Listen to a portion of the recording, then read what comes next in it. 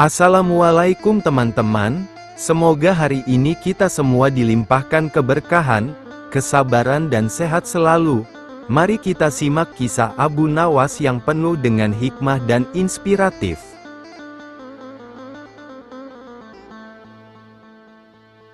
Tugas yang mustahil, Abu Nawas belum kembali. Kata istrinya, ia bersama seorang pendeta dan seorang ahli yoga sedang melakukan pengembaraan suci. Padahal saat ini Baginda amat membutuhkan bantuan Abu Nawas. Beberapa hari terakhir ini Baginda merencanakan membangun istana di Awang-Awang, karena sebagian dari raja-raja negeri sahabat telah membangun bangunan-bangunan yang luar biasa. Baginda tidak ingin menunggu Abu Nawas ibih lama lagi. Beliau mengutus beberapa orang kepercayaannya untuk mencari Abu Nawas. Mereka tidak berhasil menemukan Abu Nawas karena Abu Nawas ternyata sudah berada di rumah ketika mereka baru berangkat. Abu Nawas menghadap Baginda Raja Harun al-Rasyid. Baginda amat riang. Saking gembiranya beliau mengajak Abu Nawas bergurau. Setelah saling tukar-menukar cerita-cerita lucu, lalu Baginda mulai mengutarakan rencananya. Aku sangat ingin membangun istana di Awang-Awang agar aku lebih terkenal di antara raja-raja yang lain. Adakah kemungkinan keinginanku itu terwujud, wahai Abu Nawas? Tidak ada yang tidak mungkin dilakukan di dunia ini, Paduka yang mulia, kata Abu Nawas berusaha mengikuti arah pembicaraan Baginda. Kalau menurut pendapatmu hal itu tidak mustahil diwujudkan, maka aku serahkan sepenuhnya tugas ini kepadamu, kata Baginda puas. Abu Nawas terperanjat, lah menyesal telah mengatakan kemungkinan mewujudkan istana di Awang-Awang, tetapi nasi telah menjadi bubur. Kata-kata yang telah terlanjur didengar oleh Baginda tidak mungkin ditarik kembali. Baginda memberi waktu Abu Nawas beberapa minggu. Rasanya tak ada yang lebih berat bagi Abu Nawas kecuali tugas yang diembannya sekarang. Jangankan membangun istana di langit, membangun sebuah gubuk kecil pun sudah merupakan hal yang mustahil dikerjakan. Hanya Tuhan saja yang mampu melakukannya. Begitu gumam Abu Nawas. Hari-hari berlalu seperti biasa. Tak ada yang dikerjakan Abu Nawas kecuali memikirkan bagaimana membuat Baginda merasa yakin kalau yang dibangun itu benar-benar istana di langit. Seluruh ingatannya dikerahkan dan dihubung-hubungkan. Abu Nawas bahkan berusaha menjangkau masa kanak-kanaknya. Sampai ia ingat bahwa dulu ia pernah bermain layang-layang, dan inilah yang membuat Abu Nawas girang. Abu Nawas tidak menyia-nyiakan waktu lagi. Lah bersama beberapa kawannya merancang layang-layang raksasa berbentuk persegi 4. Setelah rampung baru Abu Nawas melukis pintu-pintu serta jendela-jendela dan ornamen-ornamen lainnya. Ketika semuanya selesai, Abu Nawas dan kawan-kawan menerbangkan layang-layang raksasa itu dari suatu tempat yang dirahasiakan. Begitu layang-layang raksasa berbentuk istana itu mengapung di angkasa, penduduk negeri gempar. Baginda Raja girang bukan kepalang. Benarkah Abu Nawas berhasil membangun istana di langit? Dengan tidak sabar beliau didampingi beberapa orang pengawal bergegas menemui Abu Nawas. Abu Nawas berkata dengan bangga, "Paduka yang mulia, istana pesanan Paduka telah rampung. Engkau benar-benar hebat wahai Abu Nawas," kata Baginda memuji Abu Nawas. "Terima kasih Baginda yang mulia," kata Abu Nawas. "Lalu bagaimana caranya aku ke sana?" tanya Baginda. "Dengan tambang, Paduka yang mulia," kata Abu Nawas. "Kalau begitu siapkan tambang itu sekarang. Aku ingin segera melihat istanaku dari dekat," kata Baginda tidak sabar. "Maafkan hamba Paduka yang mulia, hamba kemarin lupa memasang tambang itu, sehingga seorang kawan hamba tertinggal di sana dan tidak bisa turun," kata Abu Nawas. "Bagaimana dengan engkau sendiri Abu Nawas? Dengan apa engkau turun ke bumi?" tanya Baginda. "Dengan menggunakan sayap Paduka yang mulia," kata Abu Nawas dengan bangga. "Kalau begitu buatkan aku sayap supaya aku bisa terbang ke sana," kata Baginda. Paduka yang mulia, sayap itu hanya bisa diciptakan dalam mimpi. Kata Abu Nawas menjelaskan, engkau berani mengatakan aku gila sepertimu? Tanya Baginda sambil melotot. Ya, Baginda, kurang lebih seperti itu, jawab Abu Nawas tangkas. Apa maksudmu? Tanya Baginda lagi. Baginda tahu bahwa membangun istana di awang-awang adalah pekerjaan yang mustahil dilaksanakan, tetapi Baginda tetap menyuruh hamba mengerjakannya. Sedangkan hamba juga tahu bahwa pekerjaan itu mustahil dikerjakan, tetapi hamba tetap menyanggupi titah Baginda yang tidak masuk akal itu. Kata Abu Nawas berusaha meyakinkan Baginda. Tanpa menoleh Baginda Raja kembali ke istana diiring para pengawalnya. Abu Nawas berdiri sendirian sambil memandang ke atas melihat istana terapung di awang-awang. Menjual Raja. Kisah Abu Nawas. Kisah Abu Nawas kali ini akan menceritakan bahwa si Abu Nawas menjual rajanya. Wow, berani sekali ya si Abu Nawas ini. Berikut kisahnya. Belum pernah Abu Nawas merasa menyesal dan seputus asa akhir-akhir ini. Sudah 2 hari dapurnya tidak mengepul asap lagi karena tidak ada lagi barang yang bisa dijual. Sebenarnya Abu Nawas bisa saja menjual salah seorang dari teman-temannya untuk dijadikan budak oleh pembelinya. Tetapi Abu Nawas tidak tega, apalagi kebanyakan teman-teman Abu Nawas adalah orang-orang yang miskin. Namun bagaimanapun juga ia harus menjual manusia karena Abu Nawas sudah merasa tidak memiliki sesuatu barang pun yang patut untuk dijual. Dengan tekad yang amat bulat, Abu Nawas merencanakan menjual Baginda Raja. Karena menurut Abu Nawas hanya Baginda Raja yang pantas untuk dijual. Bukankah selama ini Baginda Raja selalu mempermainkan dirinya dan menyengsarakan pikirannya? Maka sudah sepantasnya lah kalau sekarang ini giliran Abu Nawas menyusahkan Baginda Raja. Akhirnya Abu Nawas menghadap Baginda Raja dan berkata, ada sesuatu yang amat menarik yang akan hamba sampaikan hanya kepada Paduka yang mulia. Kata Abu Nawas memulai. Apa itu wahai Abu Nawas? Tanya Baginda langsung penasaran. Sesuatu yang hamba yakin belum pernah terlintas dalam benak Paduka yang mulia, kata Abu Nawas meyakinkan. Kalau begitu cepatlah ajak aku ke sana untuk menyaksikannya, kata Baginda. Tetapi Baginda, lanjut Abu Nawas. Tetapi apa? Tanya Baginda tidak sabar. Bila Baginda tidak menyamar sebagai rakyat biasa maka pasti nanti orang-orang akan banyak yang ikut menyaksikan benda ajaib itu. Jelas Abu Nawas, karena begitu besar keinginan tahuan Baginda Raja, maka Raja bersedia menyamar sebagai rakyat kecil seperti yang diusulkan oleh Abu Nawas. Kemudian Abu Nawas dan Baginda Raja Harun al-Rasyid berangkat menuju sebuah hutan. Setibanya di hutan, Abu Nawas mengajak Baginda Raja mendekati sebuah pohon yang rindang dan memohon Baginda Raja menunggu di situ. Sementara itu Abu Nawas menemui seorang kenalan yang pekerjaannya menjual budak. Abu Nawas mengajak pedagang budak itu untuk melihat calon budak yang akan dijual kepadanya dari jarak yang agak jauh. Abu Nawas beralasan bahwa sebenarnya calon budak itu adalah teman dekatnya. Maka dari itu Abu Nawas tidak tega menjualnya di depan mata. Setelah pedagang budak itu memperhatikan dari kejauhan, ia merasa cocok. Abu Nawas pun membuat surat kuasa yang menyatakan bahwa pedagang budak sekarang mempunyai hak penuh atas diri orang yang sedang duduk di bawah pohon rindang itu. Setelah itu Abu Nawas pergi begitu menerima beberapa keping uang emas dari pedagang budak itu. Baginda Raja masih menunggu Abu Nawas di bawah pohon ketika pedagang budak menghampirinya. Belum tahu mengapa Abu Nawas belum juga menampakkan batang hidungnya. Baginda juga merasa heran kenapa ada orang lain di situ. Siapa engkau? Tanya Baginda Raja kepada pedagang budak itu. Aku adalah tuanmu sekarang, kata pedagang budak agak kasar.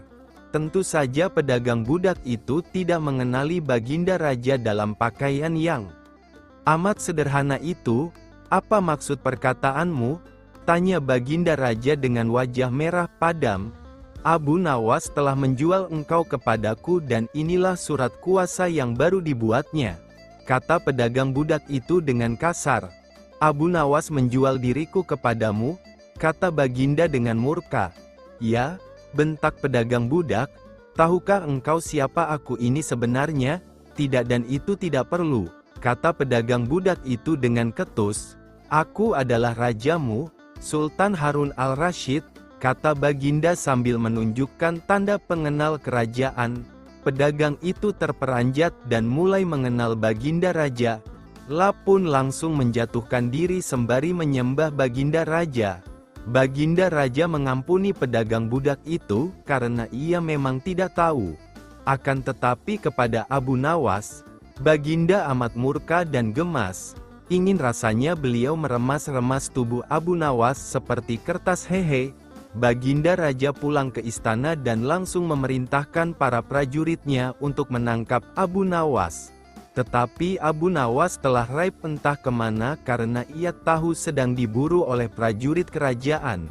Dan setelah Abu Nawas tahu para prajurit kerajaan sudah meninggalkan rumahnya, barulah Abu Nawas berani pulang. Abu Nawas mulai menceritakan kepada istrinya apa yang sebenarnya terjadi. Abu Nawas akhirnya memutuskan untuk mengelabui Baginda dengan cara berpura-pura mati. Abu Nawas hanya bisa berpesan kepada istrinya apa yang harus dikatakan bila Baginda datang. Kini kabar kematian Abu Nawas mulai tersebar ke seluruh pelosok negeri. Baginda sangat terkejut, marah dan geram sebenarnya. Namun juga merasa kasihan juga mendengar kabar-kabar meninggalnya. Mengingat Abu Nawas adalah orang yang paling pintar menyenangkan dan menghibur Baginda Raja. Baginda Raja beserta beberapa pengawalnya menuju rumah Abu Nawas. Setelah melihat tubuh Abu Nawas terbujur kaku tak berdaya, Baginda Raja merasa terharu dan meneteskan air mata. Beliau bertanya kepada istrinya, adakah pesan terakhir Abu Nawas untukku? Tanya Baginda. Ada paduka yang mulia, jawab istri Abu Nawas sambil menangis. Katakanlah, kata Baginda. Suami hamba, Abu Nawas, memohon sudilah kiranya Baginda Raja mengampuni semua kesalahannya di depan rakyat, kata. Menuju rumah Abu Nawas, setelah melihat tubuh Abu Nawas terbujur kaku tak berdaya, Baginda Raja merasa terharu dan meneteskan air mata. Beliau bertanya kepada istrinya, adakah pesan terakhir Abu Nawas untukku? Tanya Baginda. Ada paduka yang mulia, jawab istri Abu Nawas sambil menangis. Katakanlah, kata Baginda. Suami hamba, Abu Nawas, memohon sudilah kiranya Baginda Raja mengampuni semua kesalahannya di depan rakyat, kata istri Abu Nawas terbata-bata. Baiklah kalau itu permintaan terakhir Abu Nawas, kata Baginda menyanggupi. Kemudian Baginda Raja mengumpulkan rakyatnya di tanah lapang dan berkata, wahai rakyatku, dengarkanlah bahwa hari ini, aku Sultan Harun al-Rasyid telah memaafkan semua kesalahan Abu Nawas yang telah diperbuat terhadap diriku. Dan kalianlah sebagai saksinya, ujar Baginda. Begitu mendengar pengampunan dari Baginda Raja Harun al-Rasyid sendiri, Abu Nawas lekas-lekas beranjak dan mengucapkan terima kasih yang tak terhingga kepada Baidikan Pan. Taklukkan singa dalam sholat. Ini sebuah kisah tentang sahabat Rasulullah yang menaklukkan singa dalam salatnya. Para syuhadat zaman dahulu tidak hanya ahli dalam perang, namun juga khusyuk dalam beribadah. Salah satunya adalah sahabat Amru bin Atbah.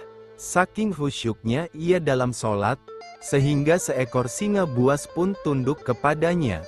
Peperangan antara pasukan Islam dan pasukan kafir Quraisy kerap terjadi dalam waktu berhari-hari sehingga menghabiskan banyak tenaga.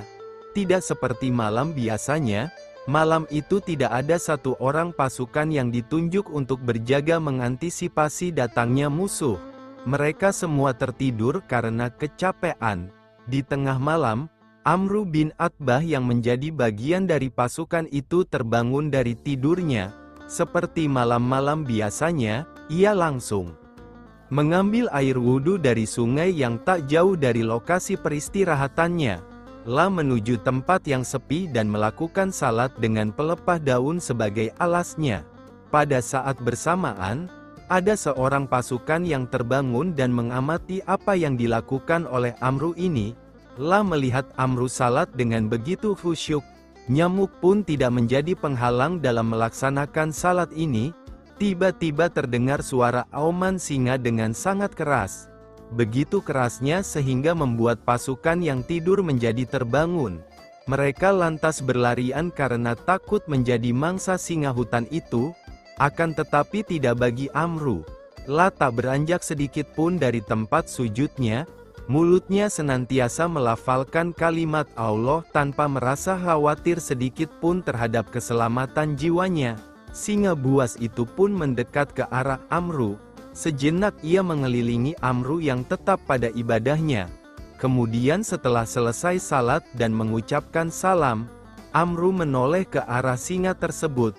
"Wahai hewan liar, carilah rezekimu di tempat lain," kata Amru menyuruh pergi. Seolah mengerti bahasa manusia, singa itu pun pergi dan mengaum hingga terdengar sampai ke puncak pegunungan. Sementara Amru masih melanjutkan salatnya hingga waktu fajar. Ketika singa itu pergi meninggalkannya, barulah pasukan Islam yang lain kembali ke tempat semula. Mereka begitu terheran-heran melihat karomah yang dimiliki Amru.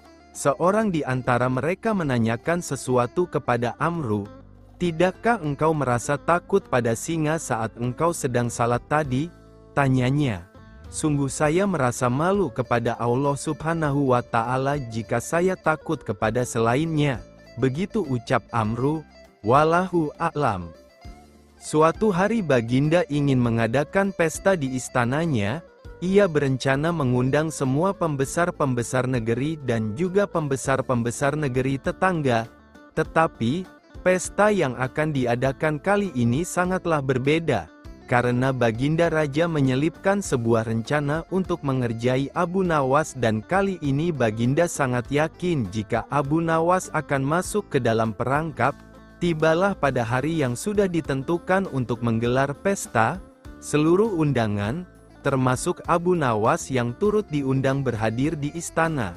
Ketika semua tamu undangan yang hadir sudah berkumpul, Baginda memerintahkan pelayan istana untuk membasuh tangan dan kaki para undangan dengan air mawarnan harum. Satu persatu tamu undangan yang hadir telah selesai dibasuh. Kini tinggallah giliran Abu Nawas. Tidak pernah menyangka sebelumnya jika pada hari itu ia akan menjadi bahan tertawaan Baginda dan para undangan yang berhadir. Sepertinya Baginda memang sudah menyusun rencana tersebut dengan sangat matang. Baginda sengaja memerintahkan kepada para pelayan istana agar Abu Nawas mendapat urutan terakhir. Diam-diam Baginda terus memperhatikan Abu Nawas.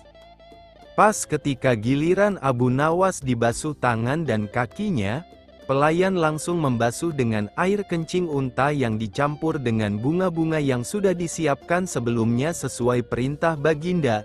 Sontak saja seluruh tamu undangan yang hadir merasa tidak nyaman dengan bau yang ditimbulkan dan sibuk mencari sumber bau tersebut. Akhirnya diketahuilah jika Abu Nawas yang menjadi sumber bau yang sangat tidak mengenakan itu. Ia pun dijauhkan dan ditertawakan oleh semua tamu yang hadir termasuk Baginda Raja sendiri yang senang bukan kepalang karena rencananya berhasil. Setelah menanggung tidak sanggup malu yang amat sangat di hadapan para tamu yang hadir. Tanpa bicara apa-apa Abu Nawas langsung meninggalkan ruangan tamu menemui pelayan yang telah membuat dia malu tadi. Pelayan tersebut meminta maaf dan mengakui jika itu adalah perintah Baginda Raja. Mendengar penuturan pelayan, Abu Nawas sangat terkejut. Tidak pernah terpikirkan sebelumnya jika Baginda akan menggunakan. Abu Nawas pun bergegas meninggalkan istana dalam keadaan sangat kesal. Dalam hati ia bergumam, "Baiklah, hari ini Paduka telah memberiku kuah tak sedap. Esok hari aku akan membalasnya dengan isinya."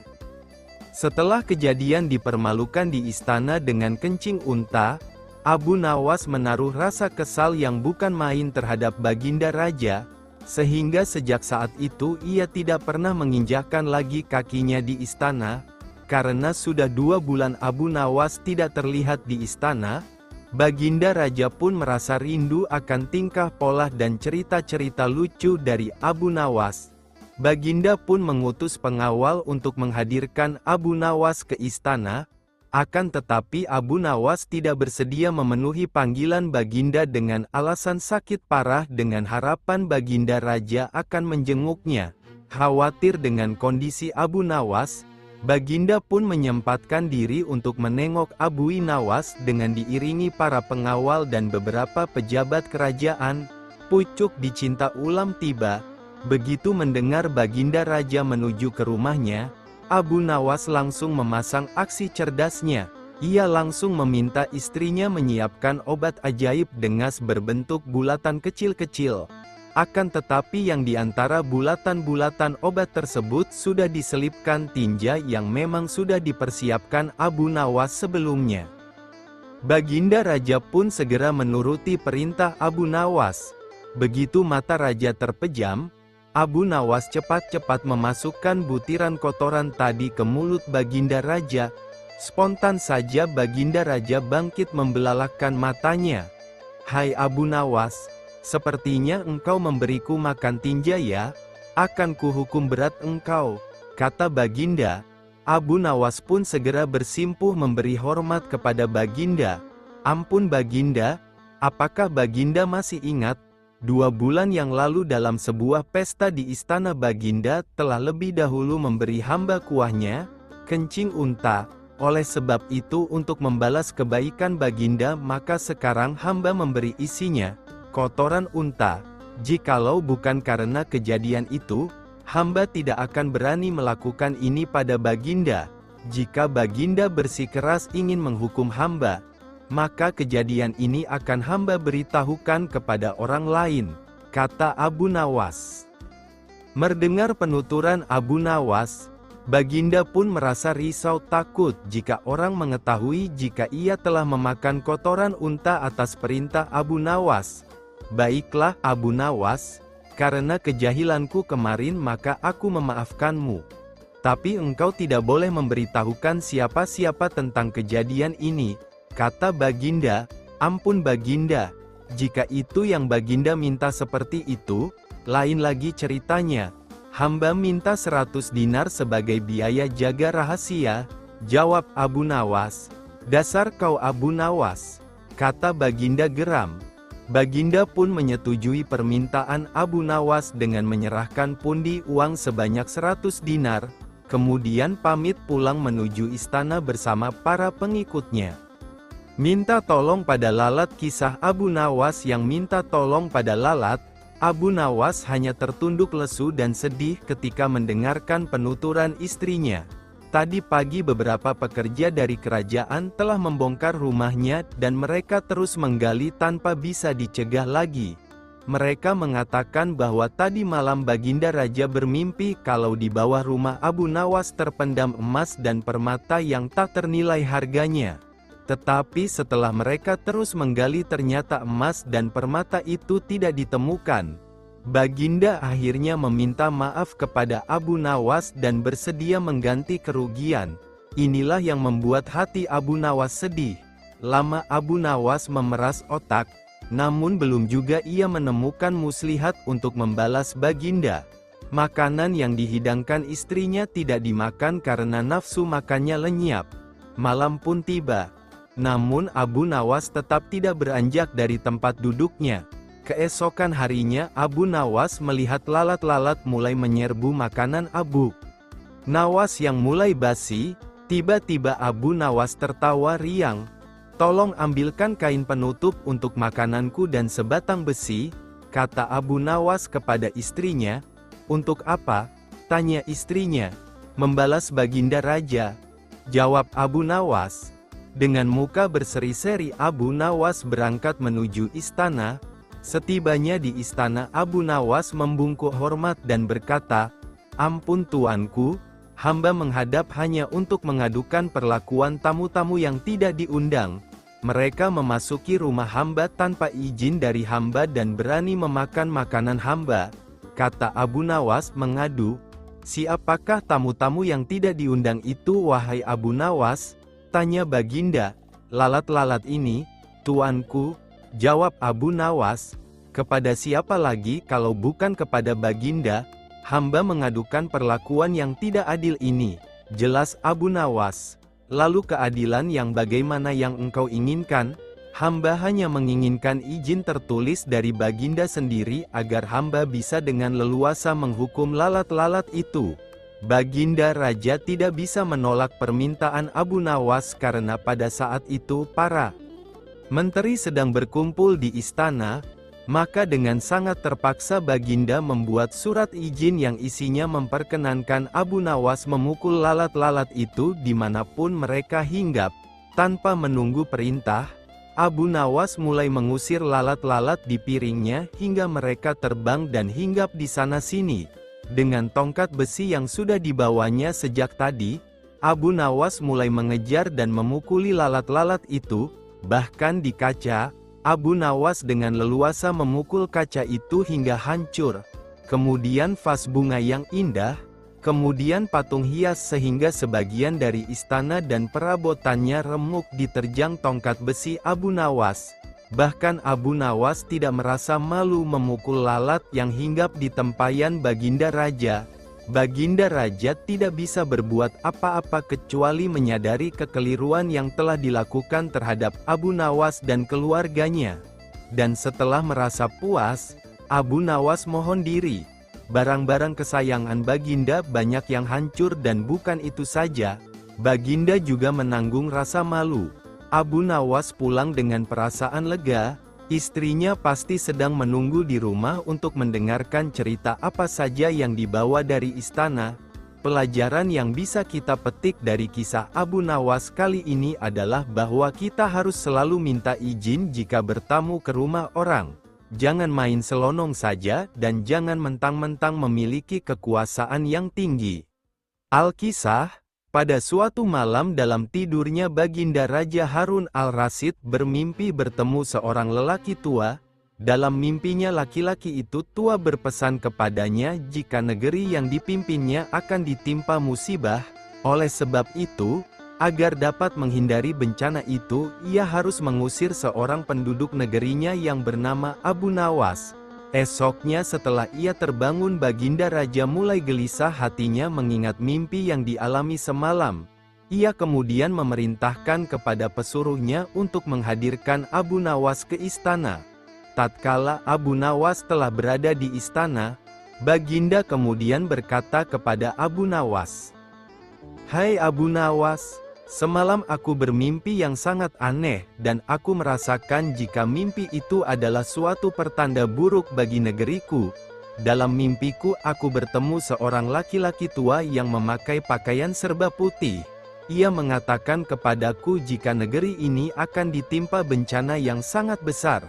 Agar itu tidak terjadi, ia berpesan agar aku mengusir seorang rakyatku dari negeri ini yang bernama Abu Nawas. Dan ia juga mengatakan jika Abu Nawas itu ingin kembali maka hendaklah dia tidak berpijak di atas bumi atau mengendarai tunggangan apapun, tapi jika ia tidak bisa melakukan seperti itu maka ia tidak boleh lagi kembali ke negeri ini. Oleh sebab mimpi itu maka aku yakin ada sebuah kesialan atas dirimu.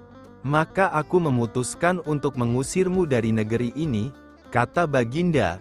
Dengan perasaan yang berkecamuk setelah mendengarkan perintah Baginda Raja atas pengusiran dirinya, Abu Nawas kemudian meninggalkan istana dan kembali ke rumah. Ia menceritakan kepada istrinya tentang apa yang telah dititahkan Raja kepadanya. Istrinya merasa sangat sedih. Abu Nawas kemudian pergi meninggalkan keluarganya dengan bekal yang dibawa seadanya. Ketika dalam perjalanan ia terus memohon kepada Tuhan agar diberi petunjuk, ia pun terus memutar otaknya agar dapat keluar dari masalah itu. Abu Nawas terus berjalan tanpa tujuan yang pasti hingga ia berada di sebuah negeri. Selama beberapa hari di sana ia terus berpikir bagaimana cara ia kembali ke negeri Baghdad tanpa melanggar apa yang telah dipesankan raja kepadanya, yaitu tidak boleh menginjak bumi dan tidak pula mengendarai tunggangan apapun. Bukan Abu Nawas namanya jika ia memiliki keputusasaan. Abu Nawas tidak berputus asa atas apa yang telah menimpanya.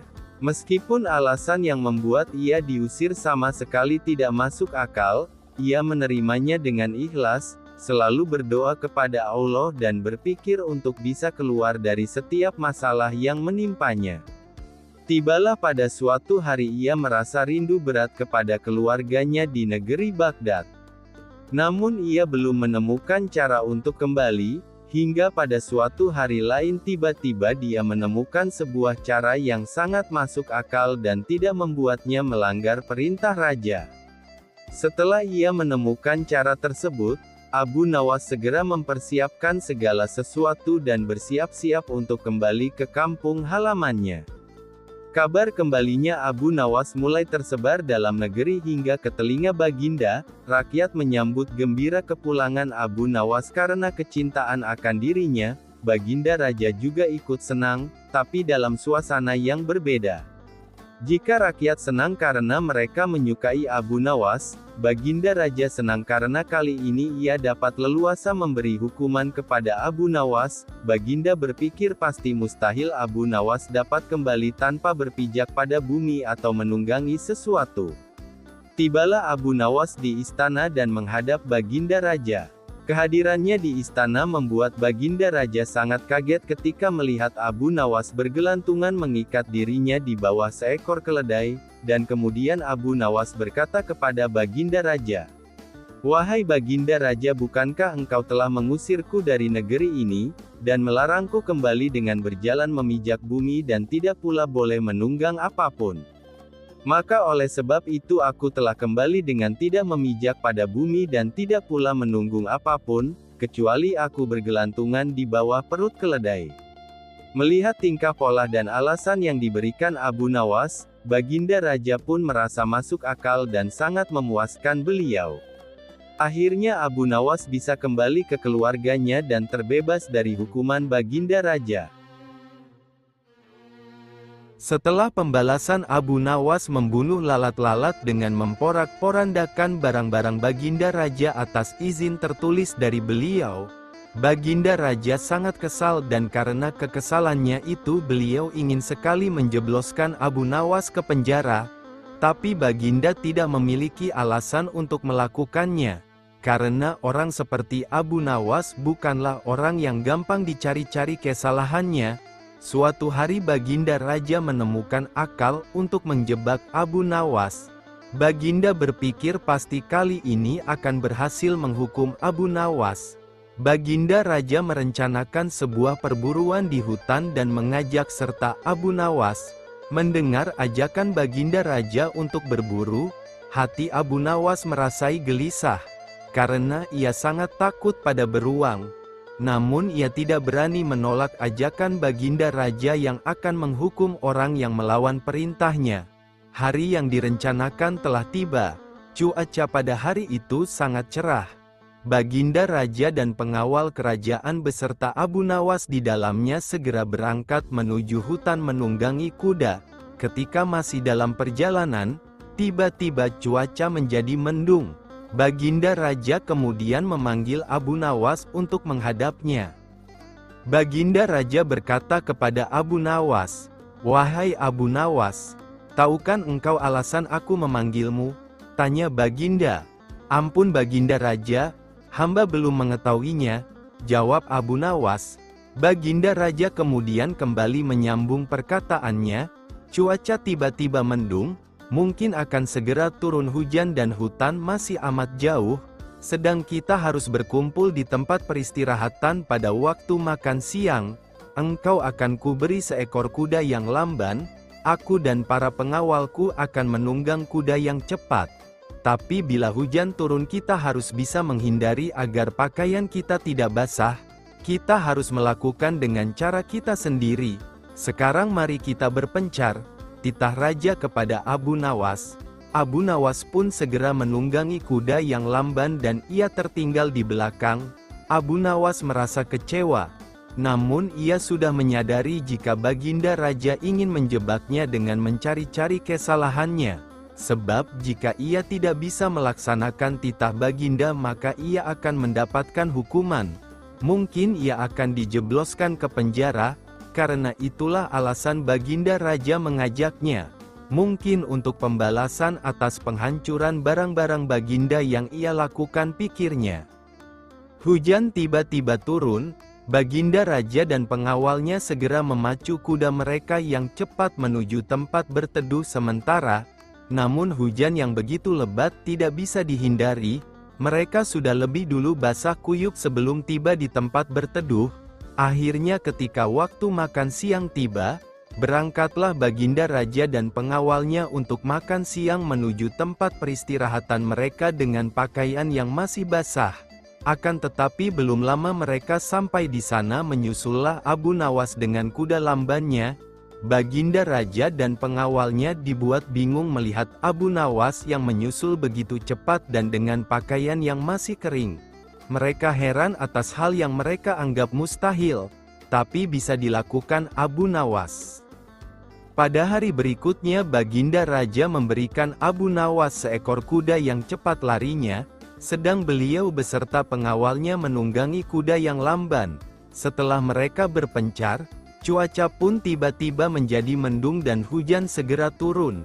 Baginda Raja dan pengawalnya basah kuyup, tidak bisa menghindari hujan karena kuda tunggangan mereka sangat lamban.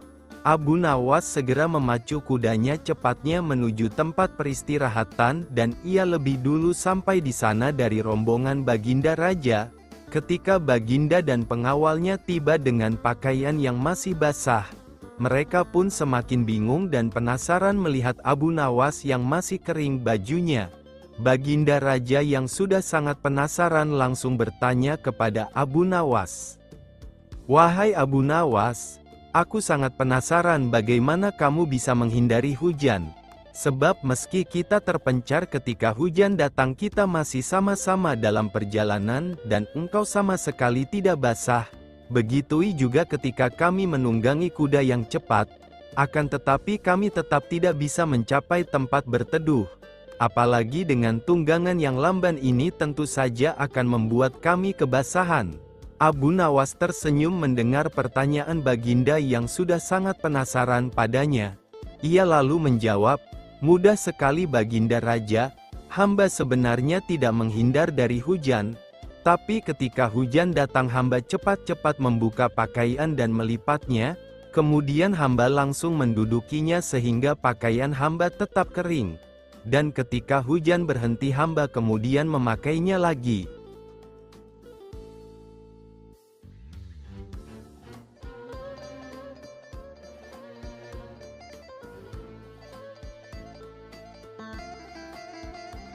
Pada suatu hari yang cerah ketika Abu Nawas sedang berjalan-jalan santai, ia tiba-tiba menjumpai ada kerumunan orang.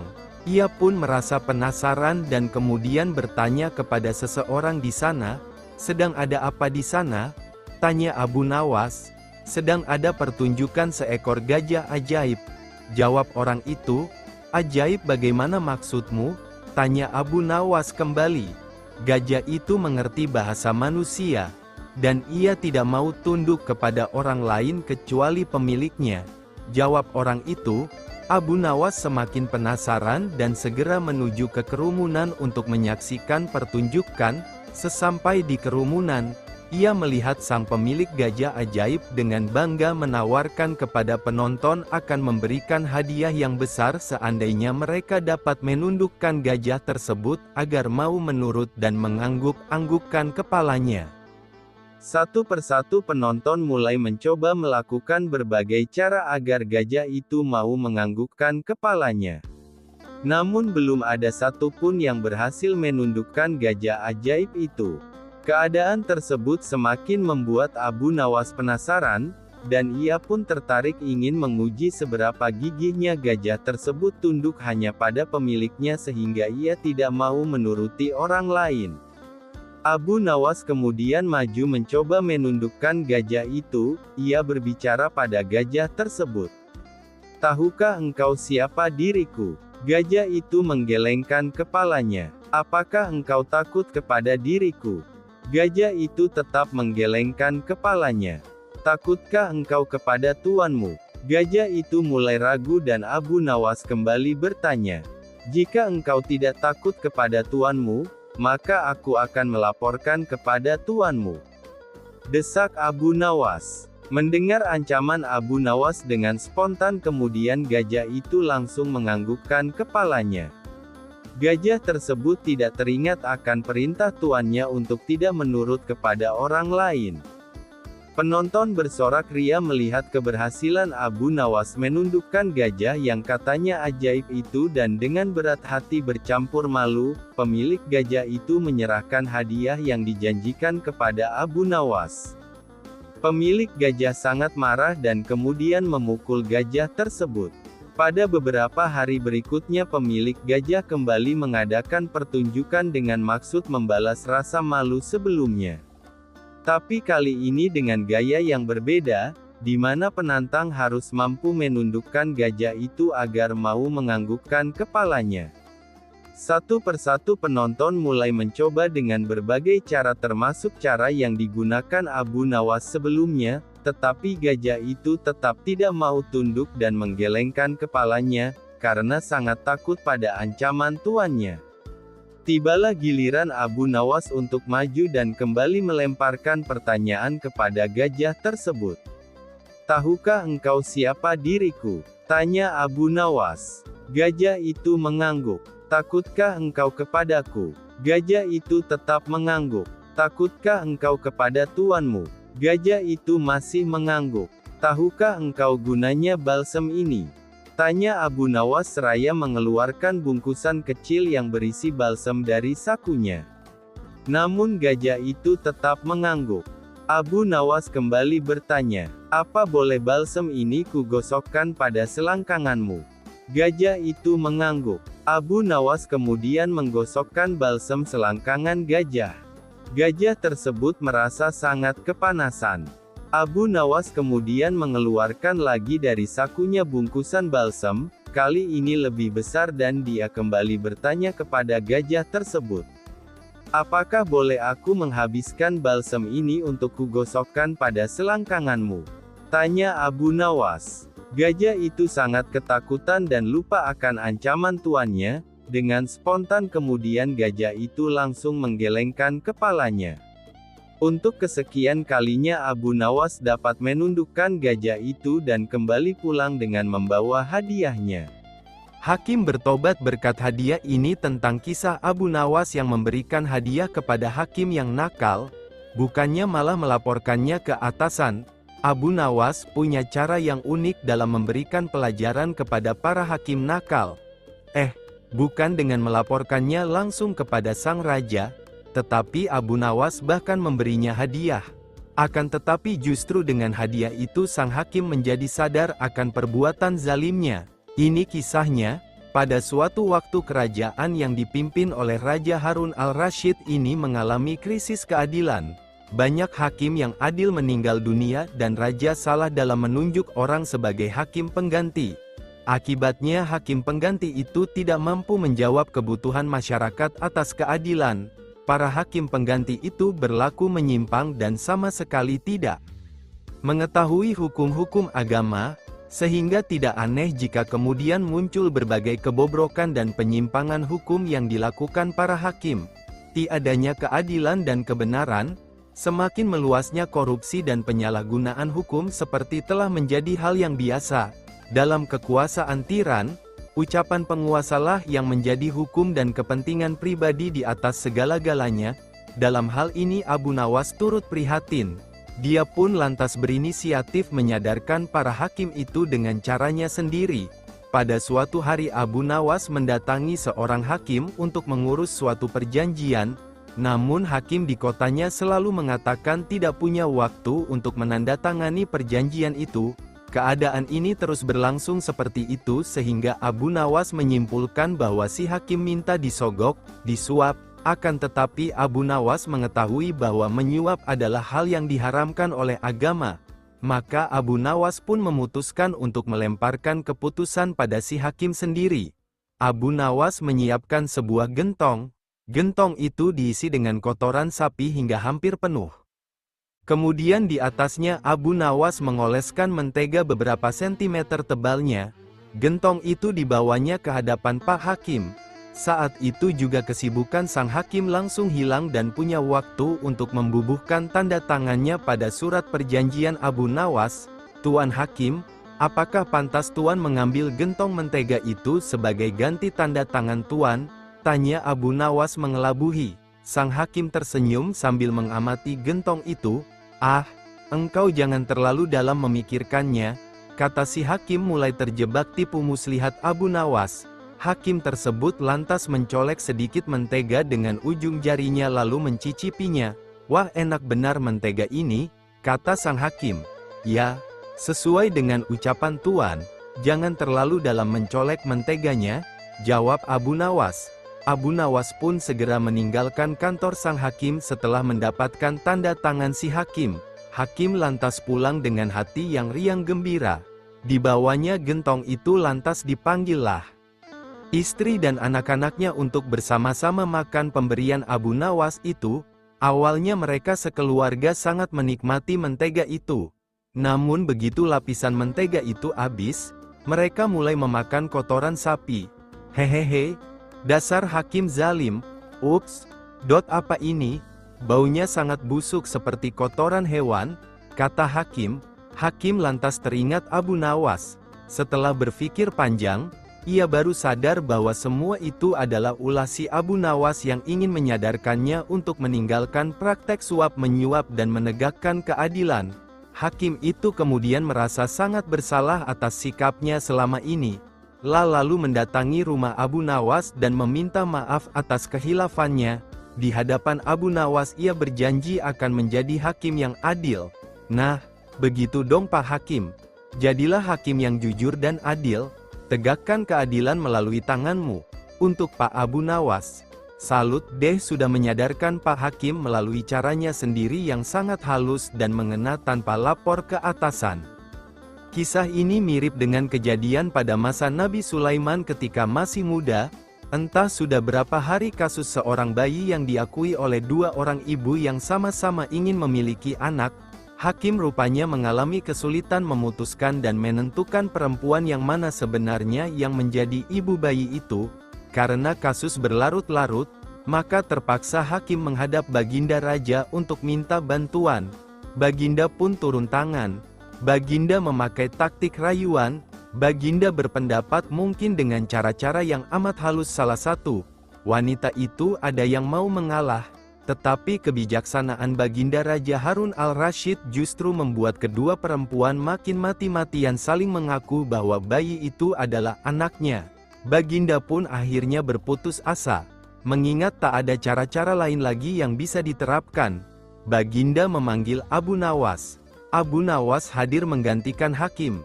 Abu Nawas tidak mau menjatuhkan putusan pada hari itu melainkan menunda sampai hari berikutnya.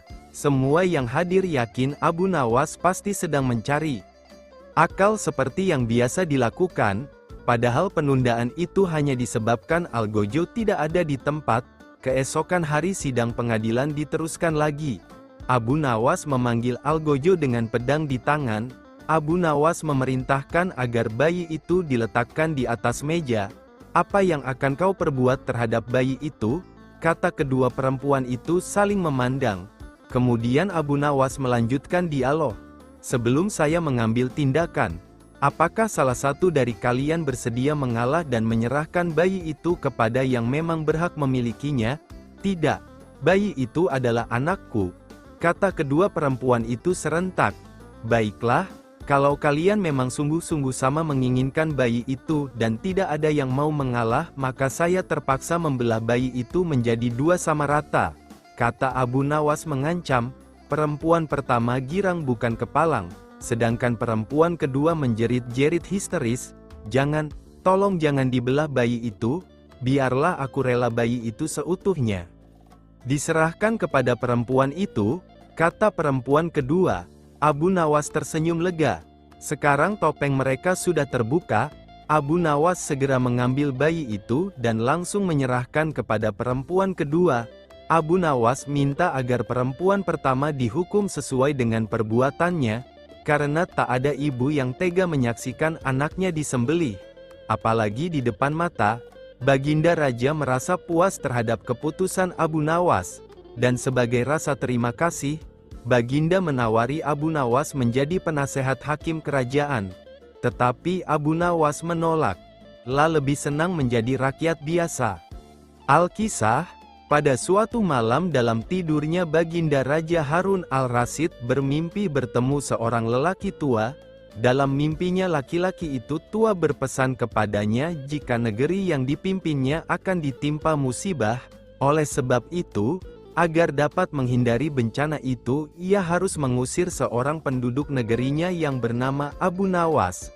Esoknya setelah ia terbangun Baginda Raja mulai gelisah hatinya mengingat mimpi yang dialami semalam. Ia kemudian memerintahkan kepada pesuruhnya untuk menghadirkan Abu Nawas ke istana. Tatkala Abu Nawas telah berada di istana, Baginda kemudian berkata kepada Abu Nawas, "Hai Abu Nawas, semalam aku bermimpi yang sangat aneh, dan aku merasakan jika mimpi itu adalah suatu pertanda buruk bagi negeriku. Dalam mimpiku aku bertemu seorang laki-laki tua yang memakai pakaian serba putih.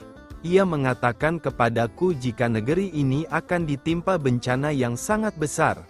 Agar itu tidak terjadi, ia berpesan agar aku mengusir seorang rakyatku dari negeri ini yang bernama Abu Nawas. Dan ia juga mengatakan jika Abu Nawas itu ingin kembali maka hendaklah dia tidak berpijak di atas bumi atau mengendarai tunggangan apapun, tapi jika ia tidak bisa melakukan seperti itu maka ia tidak boleh lagi kembali ke negeri ini. Oleh sebab mimpi itu maka aku yakin ada sebuah kesialan atas dirimu. Maka aku memutuskan untuk mengusirmu dari negeri ini," kata Baginda. Dengan perasaan yang berkecamuk setelah mendengarkan perintah Baginda Raja atas pengusiran dirinya, Abu Nawas kemudian meninggalkan istana dan kembali ke rumah. Ia menceritakan kepada istrinya tentang apa yang telah dititahkan Raja kepadanya. Istrinya merasa sangat sedih. Abu Nawas kemudian pergi meninggalkan keluarganya dengan bekal yang dibawa seadanya. Ketika dalam perjalanan ia terus memohon kepada Tuhan agar diberi petunjuk, ia pun terus memutar otaknya agar dapat keluar dari masalah itu. Abu Nawas terus berjalan tanpa tujuan yang pasti hingga ia berada di sebuah negeri. Selama beberapa hari di sana ia terus berpikir bagaimana cara ia kembali ke negeri Baghdad tanpa melanggar apa yang telah dipesankan raja kepadanya, yaitu tidak boleh menginjak bumi dan tidak pula mengendarai tunggangan apapun. Bukan Abu Nawas namanya jika ia memiliki keputusasaan. Abu Nawas tidak berputus asa atas apa yang telah menimpanya. Meskipun alasan yang membuat ia diusir sama sekali tidak masuk akal, ia menerimanya dengan ikhlas, selalu berdoa kepada Allah dan berpikir untuk bisa keluar dari setiap masalah yang menimpanya. Tibalah pada suatu hari ia merasa rindu berat kepada keluarganya di negeri Baghdad. Namun ia belum menemukan cara untuk kembali. Hingga pada suatu hari lain tiba-tiba dia menemukan sebuah cara yang sangat masuk akal dan tidak membuatnya melanggar perintah raja. Setelah ia menemukan cara tersebut, Abu Nawas segera mempersiapkan segala sesuatu dan bersiap-siap untuk kembali ke kampung halamannya. Kabar kembalinya Abu Nawas mulai tersebar dalam negeri hingga ke telinga Baginda. Rakyat menyambut gembira kepulangan Abu Nawas karena kecintaan akan dirinya. Baginda Raja juga ikut senang, tapi dalam suasana yang berbeda. Jika rakyat senang karena mereka menyukai Abu Nawas, Baginda Raja senang karena kali ini ia dapat leluasa memberi hukuman kepada Abu Nawas. Baginda berpikir pasti mustahil Abu Nawas dapat kembali tanpa berpijak pada bumi atau menunggangi sesuatu. Tibalah Abu Nawas di istana dan menghadap Baginda Raja. Kehadirannya di istana membuat Baginda Raja sangat kaget ketika melihat Abu Nawas bergelantungan mengikat dirinya di bawah seekor keledai, dan kemudian Abu Nawas berkata kepada Baginda Raja, "Wahai Baginda Raja, bukankah engkau telah mengusirku dari negeri ini, dan melarangku kembali dengan berjalan memijak bumi dan tidak pula boleh menunggang apapun? Maka oleh sebab itu aku telah kembali dengan tidak memijak pada bumi dan tidak pula menunggung apapun, kecuali aku bergelantungan di bawah perut keledai." Melihat tingkah pola dan alasan yang diberikan Abu Nawas, Baginda Raja pun merasa masuk akal dan sangat memuaskan beliau. Akhirnya Abu Nawas bisa kembali ke keluarganya dan terbebas dari hukuman Baginda Raja. Panah pembawa rezeki, Abu Nawas memang cerdik, meskipun tak mempunyai kemampuan untuk melaksanakan titah sang raja, namun dia selalu berhasil melaksanakan tugasnya. Dan hadiah selalu menanti, sungguh rezeki yang tak disangka. Suatu ketika Abu Nawas diundang oleh Raja Harun ar-Rasyid untuk makan bersama. Maka berangkatlah para pengawal kerajaan untuk menjemput Abu Nawas di rumahnya. Tak berapa lama kemudian Abu Nawas telah sampai di istana dengan pakaian sederhana saja. Abu Nawas langsung diajak berbincang di sebuah pendapa dengan berbagai jamuan makanan lengkap dengan minuman yang segar. Melihat begitu banyaknya makanan, Abu Nawas pun sangat lahap menyantap makanan yang dihidangkan kepadanya. Sementara itu, Raja masih meneruskan perbincangannya dengan Abu Nawas tentang kekuasaannya. Raja Harun bercerita kepada Abu Nawas terkait dengan luasnya wilayah yang telah dipimpinnya. Namun, Abu Nawas nampak tidak menggubris, malah dia sibuk dengan makanan yang tersaji di hadapannya. Tak lama kemudian, Raja mulai melontarkan berbagai pertanyaan kepada Abu Nawas. "Hai Abu Nawas, kalau setiap benda ada harganya, berapakah harga diriku ini?" tanya Raja. Abu Nawas yang masih dalam kondisi kekenyangan setelah makan-makan, menjawab sekenanya tanpa berpikir panjang. "Hamba kira, mungkin sekitar 100 dinar saja Paduka," jawab Abu Nawas. "Terlalu sekali engkau Abu Nawas.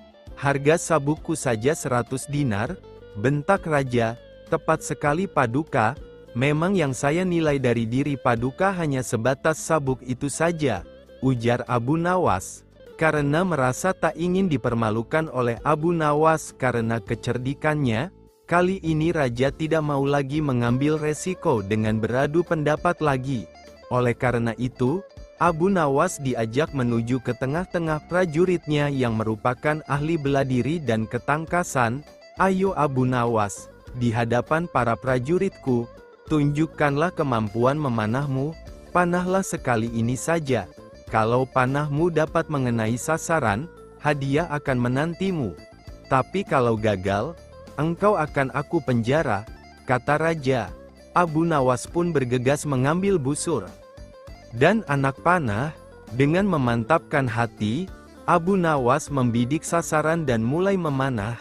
Namun panahnya meleset dari sasaran. "Dari pengamatan saya, ini adalah gaya memanah para makelar tanah," ujar Abu Nawas untuk menutupi kelemahannya. Sesaat kemudian, Abu Nawas mencabut sebuah anak panah lagi dan membidik sasaran. Lagi-lagi anak panah yang dibidikkan itu melesat terlalu jauh dari sasaran. "Kalau yang ini Paduka, ini gaya juragan buah kalau sedang memanah," sahut Abu Nawas untuk menutupi kelemahannya yang kedua. Untuk yang ketiga kalinya, Abu Nawas kembali mencabut anak panah dan mulai membidiknya. Namun kali ini kebetulan anak panah yang dibidikkan tersebut mengenai sasaran. "Nah yang ini Paduka, ini baru gaya Abu Nawas kalau sedang memanah.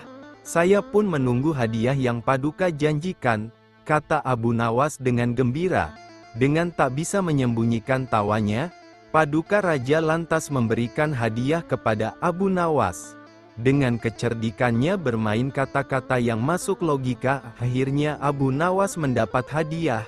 Dia pun langsung mohon diri karena tak sabar untuk memberikan hadiah itu kepada istrinya. Abu Nawas lolos dari hukuman pancung karena dianggap hampir membunuh Baginda Raja, maka Abu Nawas mendapat celaka. Dengan kekuasaan yang absolut, Baginda memerintahkan prajurit-prajuritnya untuk langsung menangkap dan menyeret Abu Nawas untuk dijebloskan ke dalam penjara. Berikut ini kisah Abu Nawas yang lolos dari hukuman pancung. Waktu itu Abu Nawas sedang bekerja di ladang karena musim kentang akan tiba. Namun tanpa alasan yang jelas prajurit kerajaan langsung menyeret Abu Nawas sesuai dengan titah paduka raja. Abu Nawas tiada mampu berkutik dan kini ia mendekam di dalam penjara. Beberapa hari lagi kentang-kentang itu harus ditanam, sedangkan istrinya tidak cukup kuat untuk mencangkul. Tidak ada yang bisa dilakukan di dalam penjara kecuali mencari jalan keluar. Sudah 2 hari ia meringkuk di dalam penjara, wajahnya terlihat murung. Karena khawatir dengan keadaan istrinya, maka pada hari ketiga Abu Nawas memanggil seorang pengawal. "Bisakah aku minta tolong kepadamu?" kata Abu Nawas. "Apa itu?" kata pengawal. Abu Nawas pun meminta pensil dan selembar kertas untuk menulis surat kepada istrinya. "Aku harus menyampaikan sebuah rahasia penting, yang hanya boleh diketahui oleh istriku saja," katanya.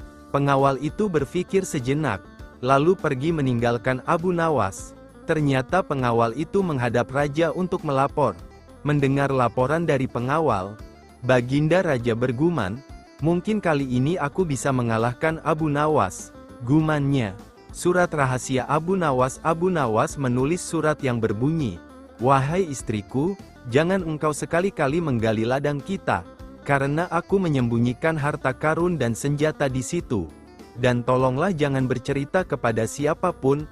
Tentu saja surat itu dibaca oleh Baginda Raja, karena beliau ingin tahu apa sebenarnya rahasia Abu Nawas. Setelah membaca surat itu, Baginda Raja merasa puas dan memerintahkan beberapa pekerja istana untuk menggali ladang Abu Nawas. Istri Abu Nawas yang berada di rumah menjadi heran. 5 hari kemudian Abu Nawas menerima surat dari istrinya. Dalam surat tersebut istrinya mengatakan bahwa ladang mereka telah digali oleh pekerja istana dan istrinya bingung harus melakukan apa. Rupanya istri Abu Nawas belum mengerti muslihat suaminya. "Sekarang engkau bisa menanam kentang di ladang tanpa harus menggali." "Wahai istriku, kali ini Baginda tidak bersedia membaca surat Abu Nawas lagi karena Baginda Raja makin mengakui keluarbiasaan akal Abu Nawas. Baginda semakin merasa tertantang untuk mengalahkan Abu Nawas." La pun berpikir sejenak, kemudian beliau segera memerintahkan penjaga penjara untuk membebaskan Abu Nawas. Baginda Raja tidak ingin ada resiko yang lebih buruk. Abu Nawas memang girang bukan kepalang. Tetapi ia juga merasa gundah gulana karena Abu Nawas yakin bahwa saat ini Baginda telah merencanakan sesuatu dan Abu Nawas pun segera mencari akal untuk mengantisipasi rencana Baginda. Ahli ramal pada hari itu juga Abu Nawas mengumumkan dirinya sebagai ahli nujum, atau tukang ramal nasib. Sejak membuka praktik meramal, Abu Nawas sering mendapat panggilan dari orang-orang terkenal. Mendengar Abu Nawas mendadak menjadi ahli ramal, maka Baginda tanpa pikir panjang memerintahkan prajurit untuk menangkapnya. Karena dianggap membahayakan, Abu Nawas lalu digiring menuju tempat kematian. Tukang penggal kepala pun sudah menunggu dengan pedang yang baru diasah. Ketika Algojo sudah siap mengayunkan pedang, tiba-tiba Abu Nawas tertawa, sehingga membuat Baginda menangguhkan pemancungan. "Hai Abu Nawas, apakah engkau tidak merasa ngeri menghadapi pedang Algojo?" tanya raja. "Ngeri tuanku yang mulia. Tetapi hamba juga merasa gembira," jawab Abu Nawas. "Mengapa engkau merasa gembira?" tanya Baginda kaget. "Betul Baginda yang mulia. Karena tepat 3 hari setelah kematian hamba maka Baginda akan mangkat menyusul hamba ke liang lahat. Karena hamba tidak bersalah sedikit pun," jawab Abu Nawas. Baginda Raja bergetar mendengar kata Abu Nawas dan tentu saja hukuman pancung dibatalkan. Itulah kisah Abu Nawas yang setiap ucapannya mengandung hikmah doa hingga sang raja ngeri juga mendengar penuturannya. Abu Nawas dan pukulan yang menjadi dinar. Pada suatu hari Abu Nawas menghadap ke istana. La pun bercakap-cakap dengan Sultan dengan riang gembira. Tiba-tiba terlintas dalam pikiran di benak Sultan, bukankah ibu si Abu Nawas ini sudah meninggal? Aku ingin mencoba kepandaiannya sekali lagi. Aku ingin menyuruh dia membawa ibunya ke istanaku ini. Kalau berhasil akan aku beri hadiah 100 dinar. Hai, Abu Nawas, titah Sultan, besok bawalah ibumu ke istanaku. Nanti aku beri engkau hadiah 100 dinar. Abu Nawas kaget. Bukankah beliau sudah tahu kalau ibuku sudah meninggal? Tapi mengapa beliau memerintahkan itu? Pikirnya. Namun dasar Abu Nawas, ia menyanggupi perintah itu. Baiklah, tuanku, esok pagi hamba akan bawa ibu hamba menghadap kemari. Jawabnya mantap. Setelah itu ia pun mohon diri. Sesampai di rumah, setelah makan dan minum, ia pergi lagi. Dijelajahinya sudut-sudut negeri itu, menyusuri jalan, lorong dan kampung, untuk mencari seorang perempuan tua yang akan dijadikan sebagai ibu angkat. Rupanya tidak mudah menemukan sesosok perempuan tua. Setelah memeras tenaga mengayun langkah ke sana kemari hingga jontor, barulah ia menemukan yang dicari. Perempuan itu adalah seorang pedagang kue apem di pinggir jalan yang sedang memasak kue-kue dagangannya. Dihampirinya perempuan tua itu. Hai, ibu, bersediakah engkau kujadikan ibu angkat? Kata Abu Nawas. Kenapa engkau berkata demikian? Tanya si ibu tua itu. Apa alasannya? Maka diceritakanlah perihal dirinya yang mendapat perintah dari Sultan agar membawa ibunya ke istana. Padahal ibunya sudah meninggal, juga dijanjikan akan membagi 2 hadiah dari Sultan yang akan diterimanya. Uang itu dapat ibu simpan untuk bekal meninggal bila sewaktu-waktu dipanggil Tuhan. Kata Abu Nawas. Baiklah, kata si ibu tua itu, aku sanggup memenuhi permintaanmu itu. Setelah itu Abu Nawas menyerahkan sebuah tasbih dengan pesan agar terus menghitung biji tasbih itu meskipun di depan Sultan, dan jangan menjawab pertanyaan yang diajukan. Sebelum meninggalkan perempuan itu, Abu Nawas anti-anti agar rencana ini tidak sampai gagal. Untuk itu ia akan menggendong perempuan tua itu ke istana. Baiklah anakku, moga-moga Tuhan memberkatimu, kata si ibu tua, dan terutama kepada ibuku. Keesokan harinya pagi-pagi sekali Abu Nawas sudah sampai di istana lalu memberikan salam kepada Sultan. Waalaikumsalam, Abu Nawas, jawab Sultan. Setelah itu Sultan memandang Abu Nawas. Bukan main terkejutnya Sultan melihat Abu Nawas menggendong seorang perempuan tua. Siapa yang kamu gendong itu? Tanya Sultan. Diakah ibumu? Tapi kenapa siang begini kamu baru sampai? Benar, tuanku, inilah ibu Patik. Beliau sudah tua dan kakinya lemah dan tidak mampu berjalan kemari. Padahal rumahnya sangat jauh. Itu sebabnya Patik gendong ibu kemari, kata Abu Nawas sambil mendudukkan ibu tua di hadapan Sultan. Setelah duduk ibu tua itu pun memegang tasbih dan segera menghitung biji tasbih tanpa henti meski Sultan mengajukan beberapa pertanyaan kepadanya. Tentu saja Sultan tersinggung, ibumu sangat tidak sopan. Lagi pula apa yang dikatakannya itu sampai tidak mau berhenti. Sembah Abu Nawas, ya tuanku Syah Alam. Suami ibu Patik ini 99 banyaknya. Beliau sengaja menghafal nama-nama mereka satu persatu, dan tidak akan berhenti sebelum selesai semuanya. Demi mendengar ucapan Abu Nawas tadi perempuan tua itu pun melempar tasbih dan bersembah datang kepada Sultan. Ya tuanku Syah Alam, katanya, adapun Patik ini dari muda sampai tua begini hanya seorang suami hamba. Apabila sekarang ini berada di hadapan tuanku, itu adalah atas permintaan Abu Nawas. Dia berpesan agar Patik menghitung-hitung biji tasbih dan tidak menjawab pertanyaan tuanku. Nanti Abu Nawas akan membagi 2 hadiah yang akan diterimanya dari tuanku.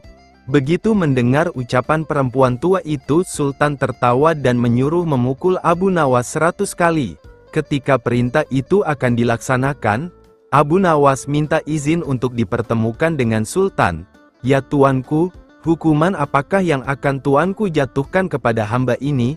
Karena engkau berjanji kepadaku akan membawa ibumu kemari, aku pun berjanji akan memberi hadiah uang 100 dinar.